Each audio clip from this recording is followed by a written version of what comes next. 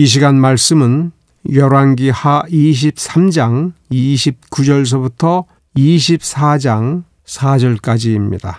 열왕기하 23장 29절서부터 24장 4절까지를 개역 한글 성경으로 읽어드리겠습니다. 요시야 당시에 애굽 왕 바로 느고가 아수르 왕을 치고자 하여 유브라데 하수로 올라가므로 요시야 왕이 나가서 방비하더니 애굽 왕이 요시야를 무깃도에서 만나본 후에 죽인지라.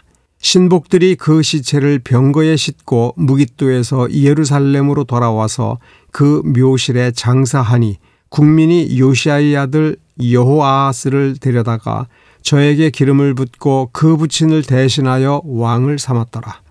여호아하스가 위에 나아갈 때에 나이 23세라. 예루살렘에서 석 달을 치리하니라.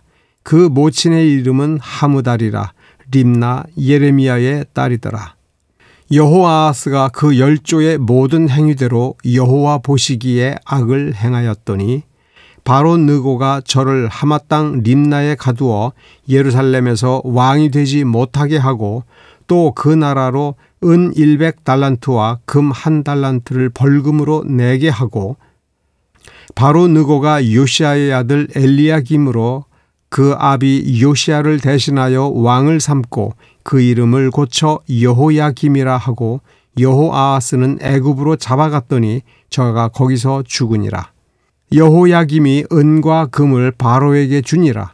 저가 바로 느고의 명령대로 그에게 그 돈을 주기 위하여 나라에 부과하되 국민 각 사람의 힘대로 액수를 정하고 은금을 늑봉하였더라.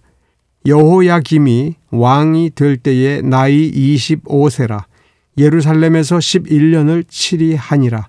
그 모친의 이름은 스비다라. 르마 부다야의 딸이더라. 여호야김이 그 열조의 모든 행한 일을 본받아 여호와 보시기에 악을 행하였더라. 여호야김 시대에 바벨론 왕 느부갓네살이 올라오매 여호야김이 3년을 섬기다가 돌이켜 저를 배반하였더니 여호와께서 그 종 선지자들로 하신 말씀과 같이 갈대아의 부대와 아람의 부대와 모압의 부대와 암몬 자손의 부대를 여호야김에게로 보내어 유다를 쳐 멸하려 하시니 이 일이 유다에 임함은 곧 여호와의 명하신 바로 저희를 자기 앞에서 물리치고자 하심이니 이는 므낫세의 지은 모든 죄로 인함이며 또 저가 무죄한 자의 피를 흘려 그 피로 예루살렘에 가득하게 하였음이라. 여호와께서 사하기를 즐겨하지 아니하시니라. 아멘. 신흥국가 바벨론이 일어나서 대제국 아수르를 공격하자 아수르가 위기에 처했습니다. 그래서 동맹국이었던 애굽이 군대를 끌고 아수르 군대를 도와주러 가던 것을 이 요시야 왕이 선지자의 만류, 선지자가 그렇게 하지 말라라고 했음에도 불구하고 유다 군대를 끌고 가서 애굽 왕을 가로막았습니다. 아수르를 도와주지 못하게 한 겁니다. 아수르가 망해야 북왕국 이스라엘이 멸망한 것에 대한 복수가 되고 이제 더 이상 아수르가 유다 왕국을 압박하지 못하고 그래서 좀 더 자유롭게 되기 위한 것입니다. 하지만 선지자는 그것을 말렸습니다. 왜 말렸습니까? 그것이 우선이 아니기 때문이라고 우리가 생각을 해야 됩니다. 오늘 우리가 읽은 본문의 마지막 부분 열왕기하 24장 3절과 4절을 열왕기하 24장 3절과 4절을 읽어보면 이런 구절이 눈에 띕니다. 이 일이 유다에 임함은 즉 요시야가 요절을 하고 그의 둘째 아들 여호아하스가 왕이 되었으나 불과 석 달 만에 느고에게 포획이 되어서 애굽으로 끌려가고 애굽 왕이 요시야의 첫째 아들 엘리야김을 왕으로 세우면서 여호야김으로 이름을 바꾸었습니다. 왕을 애굽 왕이 마음대로 바꾸고 왕의 이름도 바꾸어 버렸습니다. 얼마나 비참합니까? 여호야김도 그 말로는 비참했습니다. 지금 본문은 그런 비극적인 전체 내용을 굉장히 짧게 쓰고 있습니다. 유다 왕국, 다윗과 솔로몬의 정통성을 계승한 유다 왕국이 20명의 국왕을 배출을 하고 344년 만에 멸망을 하게 된 겁니다. 그 멸망의 마지막 장면은 이렇게 비참합니다. 왜 이런 운명을 당할 수밖에 없었는가를 본문에서 다시 한번 잘 생각해 봐야 됩니다. 요시야의 둘째 아들이 요시야 왕이 죽으면서 왕이 됐는데 32절에 보면 그 왕 여호아하스가 그 열조의 모든 행위대로 여호와 보시기에 악을 행하였더니 이렇게 쓰고 있습니다. 37절에 애굽 왕이 여호야김으로 이름을 바꾸어 준 그 왕에 대해서도 그 열조의 모든 행한 일을 본받아 여호와 보시기에 악을 행하였더라. 왜 이런 일들이 일어났을까? 왜 유다 왕국이 이렇게 비참한 일들을 겪었을까? 여기에 대해서 성경은 므낫세에 지은 모든 죄로 인함이라 이렇게 쓰고 있습니다. 그러니까 므낫세는 개역군주인 요시야 왕의 할아버지입니다. 그 유명한 개역군주인 히스기야의 아들입니다. 그런데 므낫세가 우상 숭배를 비롯해서 하나님을 만홀히 여기고 하나님께 드리는 모든 경건을 다 하나님 앞에서 경건하게 살지를 않았습니다. 다윗이 시편 1편에서 경고를 했습니다. 어떻게 살아야 된다고요? 악인의 꾀를 따르지 아니하고 악인의 길로 가지 아니하고 악한 자들과 어울리지 아니하고 오직 여호와의 율법을 주야로 묵상하면서 그 말씀이 뭐라고 가르치는지 그 가르침 그대로 용감하게 그리고 모든 것을 잃어버려도 하나님의 말씀을 따라야 된다라고 주장을 했고 솔로몬에게 그렇게 가르쳤습니다. 하나님의 말씀을 용감하게 따르고 성경에 기록된 그대로 정직하게 살고 정직하게 통치를 하고 백성들을 하나님 앞에 똑바로 세우려고 하고 백성들이 하나님 앞에서 경건하게 살도록 이끌고 그래서 진심으로 전심으로 사랑하고 그 말씀을 준행하게 할 때에는 그 왕이 총명해지고 지혜로워지고 왕의 통치는 굳건하여지며 백성들과 나라는 부강해지고 주변에 있는 여러 나라들이 아무리 강대하다 할지라도 하나님의 말씀대로 하는 그 나라를 넘보지 못했습니다. 먼 곳에서부터 찾아와서 지혜를 구할 정도였습니다. 그러나 하나님을 경외하기를 떠나고 우상 숭배에 빠져들기 시작하면서 백성들의 윤리는 땅에 떨어지고 강포한 삶을 살기 시작을 한 겁니다. 죄는 똑같은 것이 아닙니다. 심각한 죄를 반복해서 짓다가 보면 가벼운 죄는 정말 아무것도 아닌 것으로 여기게 되고 심지어 심각한 죄조차도 심각하다고 느껴지지 않고 평범하게 느껴지며 죄의식, 죄책감 같은 것이 사라지게 됩니다. 습관이 무서운 겁니다. 나의 습관이 내가 지향하고자 하는 거룩함을 쫓아가지 못할 때 큰일 나는 겁니다. 나를 속입니다. 나의 습관이 나를 속입니다. 내가 내 습관을 돌아보지 아니할 때에는 내가 하나님을 교만하게 대하고 하나님의 이름을 함부로 부르며 경건치 아니한 것을 경건하다고 생각을 하고 나의 이익을 위해서 불의하게 행하는 것을 하나님을 위해서 행하는 것이다라고 나 자신을 속이게 되는 겁니다. 나의 행실이 불신자와 다를 것이 없으면 두려워해야 됩니다. 우리의 삶이 하나님 보시기에 선량한가? 하나님의 말씀에 부합한가라고 하는 것을 늘 조심스럽게 살피고 나의 의식과 하나님 보시기에라고 하는 그 관점에 차이가 생겨서 나는 좋다, 나는 잘하고 있다 이렇게 생각하지만 하나님은 다르게 본다라고 할 때 하나님께서 보시는 것과 다르게 내가 의식하게 되는 것을 두려워해야 됩니다. 교만의 본질이 뭡니까? 하나님 보시는 그 관점으로 보지 않고 내가 보는 것만으로도 충분해. 내가 만족하면 되는 거야. 내가 옳다면 옳은 거야 라고 하는 것. 그것이 교만입니다. 3절과 4절을 다시 한번 읽어봅시다. 므낫세에 지은 모든 죄로 인함이라. 므낫세가 58년 동안 죄를 참 많이 지었고 왕으로서 백성들을 잘못 인도한 그 죄가 얼마나 컸는지 므낫세의 아들 아론이 반란자들의 손에 참사를 당하고 아론의 아들 요시야가 왕위에 올라가서 31년 동안 정말 바르게 정치를 하고 신명기 말씀에 따라서 종교를 개혁을 하고 백성의 풍습을 바꾸려고 성대하게 유월절을 치루었습니다. 그럼에도 불구하고 그는 부족했습니다. 죽기 직전까지 요시야가 한 것을 보면 그는 정말 열심을 다했습니다. 하지만 므낫세가 백성들을 타락시킨 것을 회복하기에는 여전히 부족했습니다. 무엇이 부족했는가를 말씀에서 찾아보면 24장 4절에 저가 무죄한 자의 피를 흘려 그 피로 예루살렘에 가득하게 하였습니다. 그 나라의 심장부인 예루살렘, 하나님의 성전이 있는 그 도시에 무죄한 자의 피가 가득했다라는 겁니다. 무죄한 자의 피를 흘리는 그것을 다른 곳에서 강포라고 합니다. 폭력입니다. 무죄한 자의 피를 왜 흘렸겠습니까? 그가 힘없는 자인 줄을 알고 그가 가진 귀한 것을 뺏어서 가지려고 하는 것이지요. 성경은 무엇인가를 가지려면 정당하게 노력해라. 정당하게 땀을 흘려라. 예수님께서 비유로 말씀하실 때에도 천국은 내가 가진 모든 것을 다 팔아서 사는 것이라고 말씀하셨습니다. 값진 진주를 구하는 상인과도 같다고 했습니다. 이때에 구원이라고 말하지 않았습니다. 천국이라고 그랬습니다. 천국이 무엇입니까? 하나님의 통치입니다.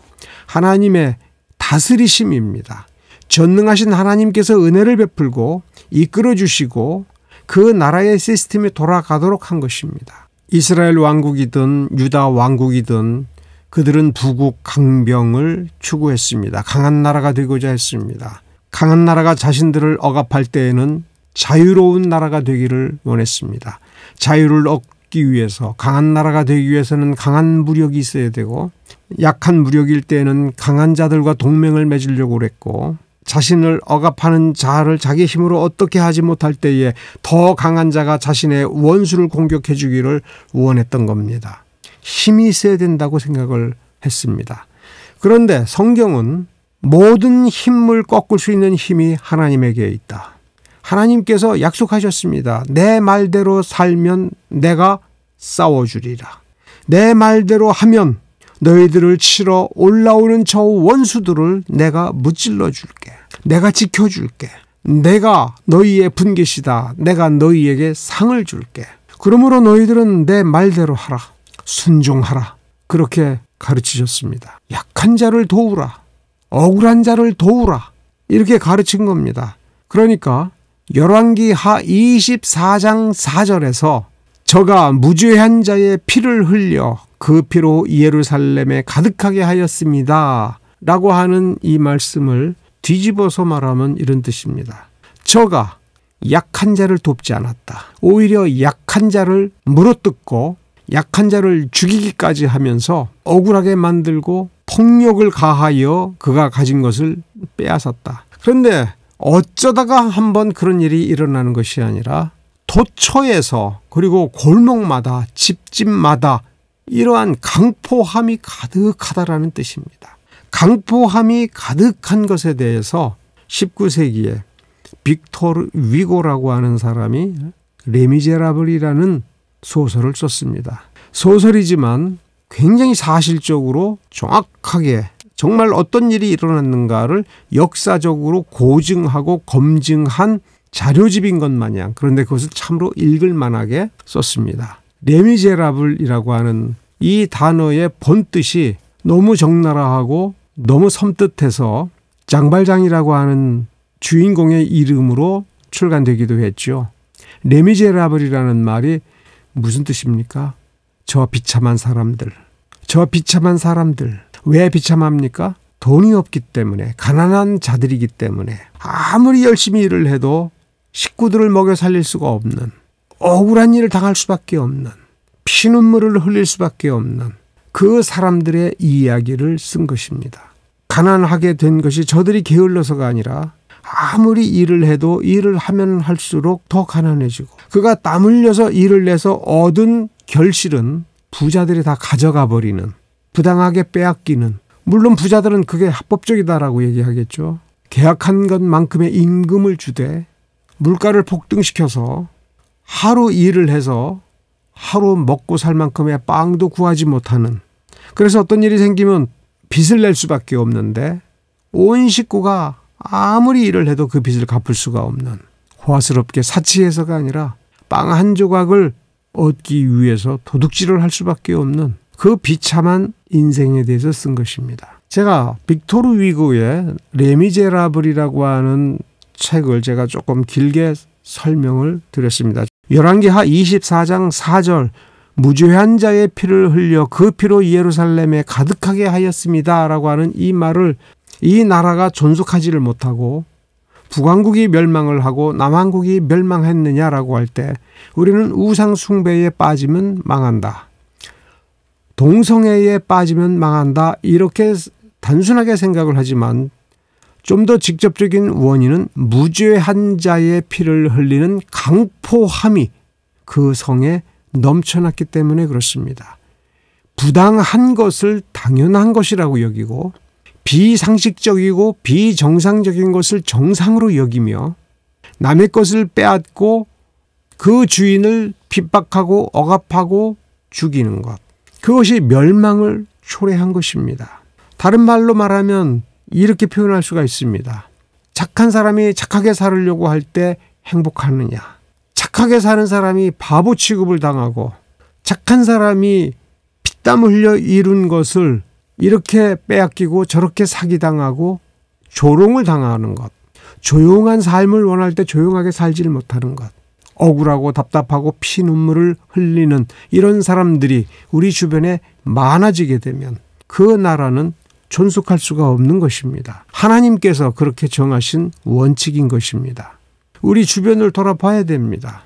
주권이 국민에게서 나온다라고 헌법에 써 있으면 국민의 주권을 손대면 안 됩니다. 국민의 주권을 짓밟는 자는 강포한 자고, 이 나라에 무죄한 자의 피가 가득 흘러 넘치게 하는 자들은 망해야 되는 겁니다. 벌을 받아야 되는 겁니다.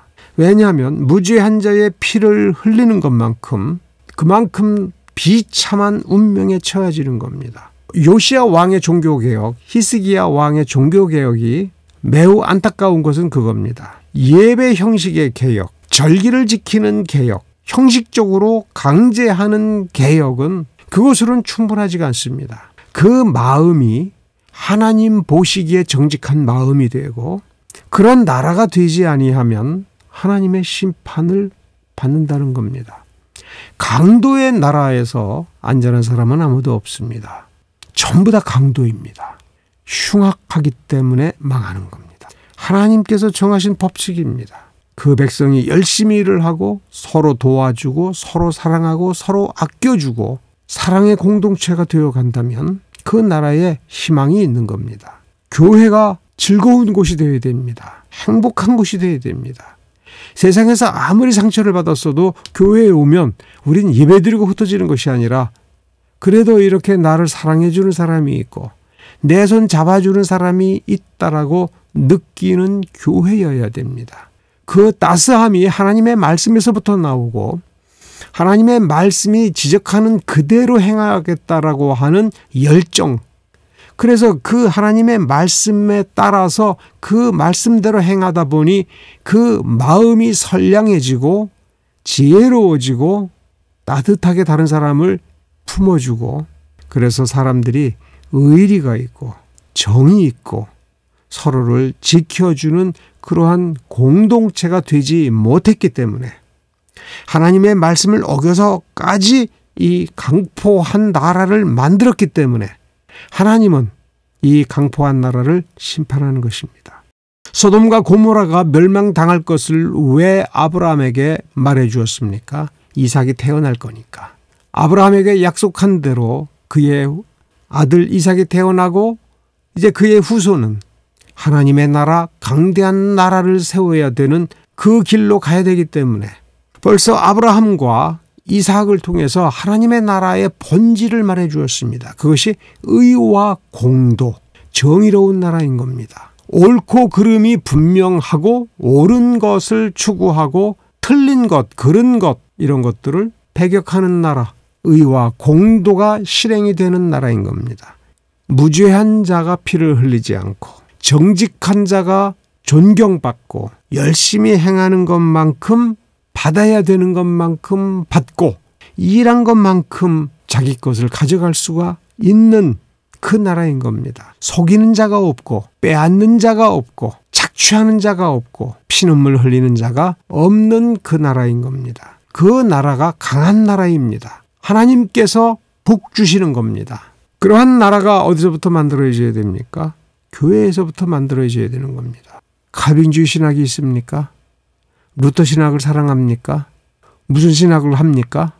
그 어떤 신학도 의와 공도를 이루는 그 나라를 이루는 밑거름이 되지 않는다면 그건 다 허상입니다. 죽은 지식입니다. 우리가 믿음이 있습니까? 하나님의 나라를 사모합니까? 그 나라를 우리가 우리의 교회에서 이루어야 되는 겁니다. 죄된 우리를, 죄악으로 가득 찬 우리를, 죄 중에 태어나고 죄밖에 모르는 우리를 하나님의 선하심을 맛보고 하나님의 의와 공도를 행할 줄 아는 사람으로 우리를 바꾸어 주는 힘이 하나님의 말씀에 있습니다. 하나님의 말씀을 멀리하고 하나님의 말씀을 마음으로 믿고 그 말씀대로 행하기를 중단하면 이미 악은 우리 가운데에서 자라나기 시작을 하고 우리가 아무리 주여 주여 한다 할지라도 우리가 말씀에서부터 멀어지는 것만큼 우리는 악을 행하게 되는 것이고 우리가 사는 곳을 무죄한 자의 피가 넘쳐나게 만드는 그 길로 우리가 접어들어가는 겁니다. 다윗은 의인입니다. 하나님을 너무 잘 알았습니다.